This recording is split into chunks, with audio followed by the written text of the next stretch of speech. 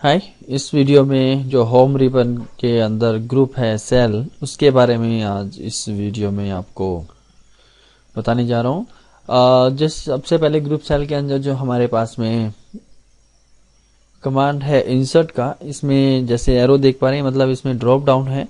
तो इसमें सबसे पहले insert cell, insert sheet row, insert sheet column and insert sheet है। तो सबसे पहले समझते हैं इंसर्ट के बारे में। इंसर्ट सेल, सेल आपको पता ही है क्या होता है। जैसे आप कहीं भी कर्सर को ले जाके क्लिक करेंगे और यहाँ पर देखेंगे तो आपको सेल का नेम पता लग जाएगा। Q4, Q का मतलब हो गया कॉलम एंड 4 इज योर रो। तो इस तरह से ये सेल होते हैं, इनको हम सेल कहते हैं। और जो हॉरिजॉन्टल होते हैं जैसे QRS, इनको हम कॉलम कहते हैं।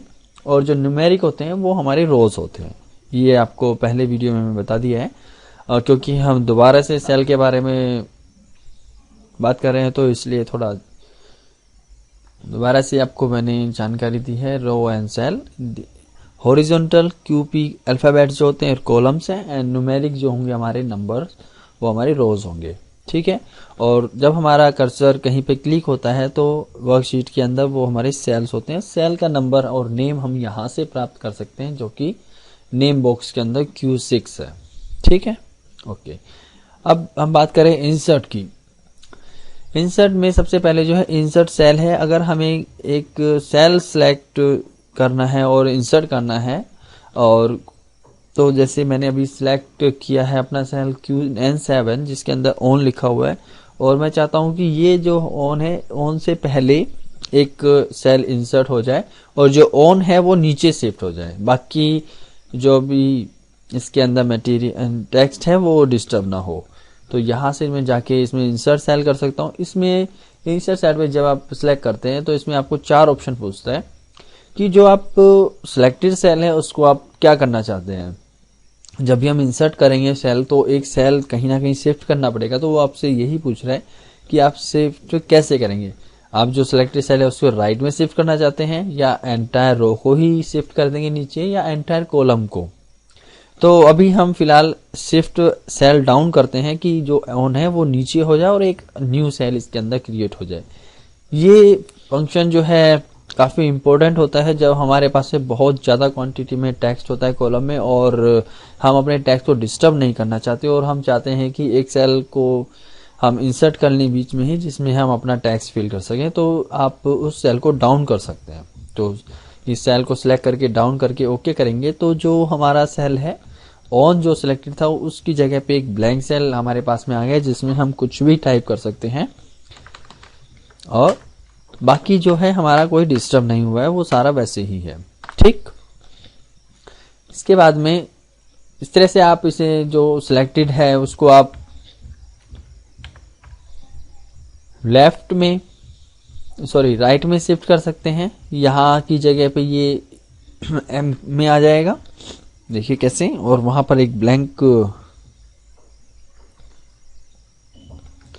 ब्लैंक सेल इंसर्ट हो जाएगा। देखिए ये आपका राइट में हो गया और ये बाकी इधर आ गया है क्योंकि इसको स्पेस चाहिए इसलिए।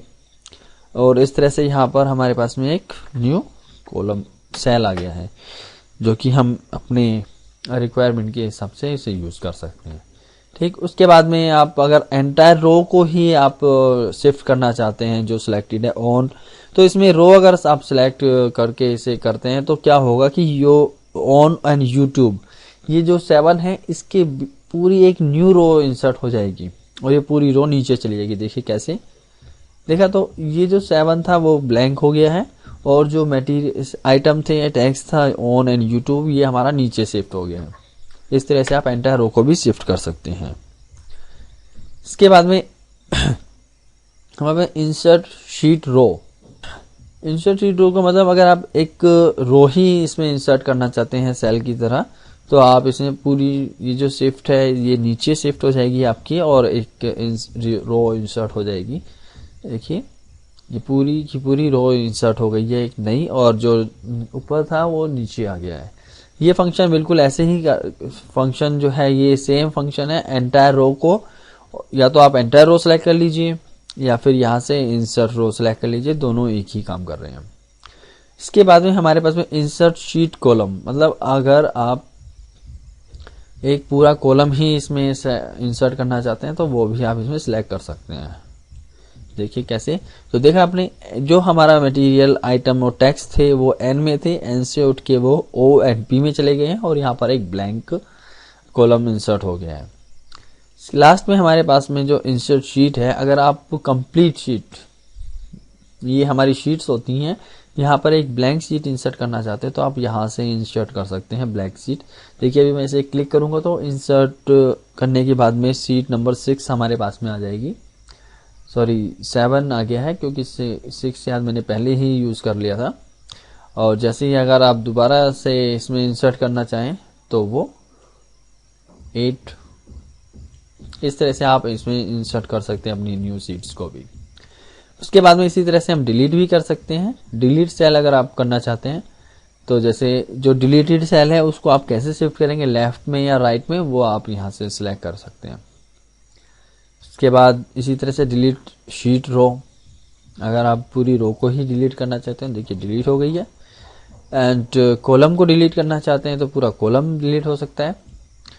एंड डिलीट शीट, और अगर आप इस सीट को ही डिलीट करना चाहते हैं तो वो आपकी पूरी डिलीट सीट हो जाएगी। लेकिन इसमें आपको वार्निंग दी जा रही है कि आपका जो डाटा है वो परमानेंटली डिलीट हो जाएगा यदि आप डिलीट पे क्लिक करेंगे। उसके बाद में हमारे पास में है फंक्शन रोज के बारे में, फॉर्मेटिंग का। अब ये हमारी जो सेल्स हैं ये फॉर्मेट, अगर हम रो हाइट इंक्रीज करना चाहते हैं तो रो हाइट यहां से इंक्रीज हो जाएगा। ये सिलेक्ट कीजिए, आपसे रो की हाइट इसमें आपसे पूछ रहा है। सपोज मैं 50 करता हूँ, एंटर करता हूँ तो पूरी रो की हाइट 50 हो गई है, राइट।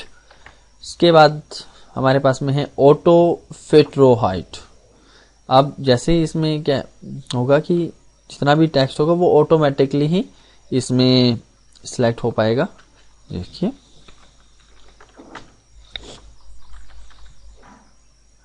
अगर आप सेलेक्ट करते हैं ऑटो फिट रो हाइट तो क्या होगा, सपोज मैंने अगर यहाँ पे टेक्स्ट अपना सिलेक्ट करता हूँ और इसे इंक्रीज करता हूँ तो ये ऑटोमेटिकली ही पूरी रो की हाइट को इंक्रीज करता है, ठीक। उसके बाद हमारे पास में है कॉलम विड्थ। कॉलम विड्थ को अगर आप इंक्रीज करना चाहते हैं तो अपना फिल कीजिए और कॉलम की विड्थ अपने आप ही इंक्रीज हो जाएगी according to your number that you specify. तो इस तरह से आप अपने कॉलम की विड्थ को भी इंक्रीज या डिक्रीज कर सकते हैं, ऑटो फिट कर सकते हैं, डिफॉल्ट विड्थ है, और हाइड एंड अनहाइड और रोज को। अच्छा ये मैं आपको बता देता हूँ अनहाइड एंड हाइड कैसे करते हैं। सपोज आपके पास में कॉलम ओ है और इसमें कुछ मटेरियल है जिसे आप हाइड करना चाहते हैं। इसमें 2 तरीके हैं जिसे आप हाइड कर सकते हैं।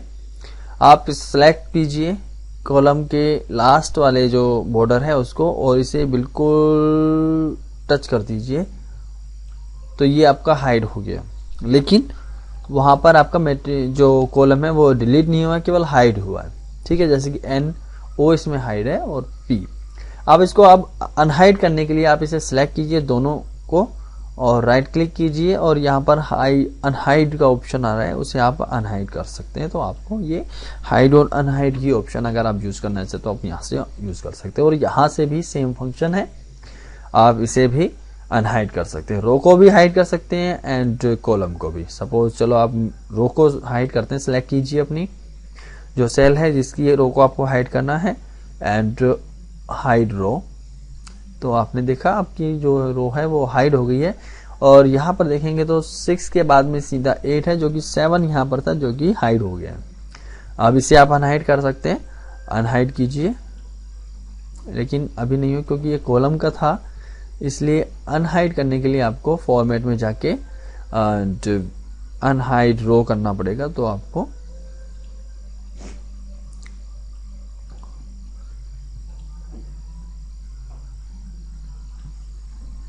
तो देखा जैसे आपने जो भी है 2 सेलेक्ट को सिलेक्ट कीजिए, एक तो पहले वाली और उसके बाद वाली, जिससे कि आपकी जो को रो है वो अनहाइड हो सके। तो इस तरह से आप इसमें सिलेक्ट कर सकते हैं। Protected lock cells and format cells, ये आपको अगली वीडियो में सेपरेट वीडियो जो इनके बनाए जाएंगे उसमें आपको पूरी जानकारी दी जाएगी क्योंकि थोड़े ये बड़े चैप्टर्स होते हैं। तो आप इस तरह से आप सिलेक्ट कर सकते हैं। और एक चीज और इसमें अभी है, आप इसमें टैब कलर को भी आप सेलेक्ट कर सकते हैं। सपोज जैसे ये जो टैब होते हैं, ये इनको हम टैब करते हैं, जिनका नाम लिखा होता है अल्फ़ाबेट होता है, इनके आप टैब को कलर भी कर सकते हैं। सपोज आप चाहिए टैब में एंड कोई भी कलर आप सिलेक्ट कीजिए तो आपका जो है टैब सिलेक्ट हो जाएगा। ओके, देखा आपने, ये कलर जो है इसके चेंज हो गया है। तो इस तरह से आज हमने सेल ग्रुप है होम रिबन के अंदर, उसके बारे में आपका जानकारी दी है। अब तक हमने जो कवर किया है वो clipboard, font, alignment, numbers and cells को हमने कवर कर लिया है अपने होम रिबन के जो ट्यूटोरियल्स हैं। और अगर आप पिछले वीडियोस देखना चाहते हैं तो आप चैनल पे देख सकते हैं, सारे वीडियोस आपको ट्यूटोरियल एंड चैप्टर वाइज आपको मिल जाएंगे। जैसा कि मैंने आपको पहले ही बता चुका हूं कि ये जो वीडियोस हैं बिल्कुल बेसिक्स यूजर्स के लिए हैं, जो बिल्कुल अभी एक्सेल या कंप्यूटर सीख रहे हैं। और आई होप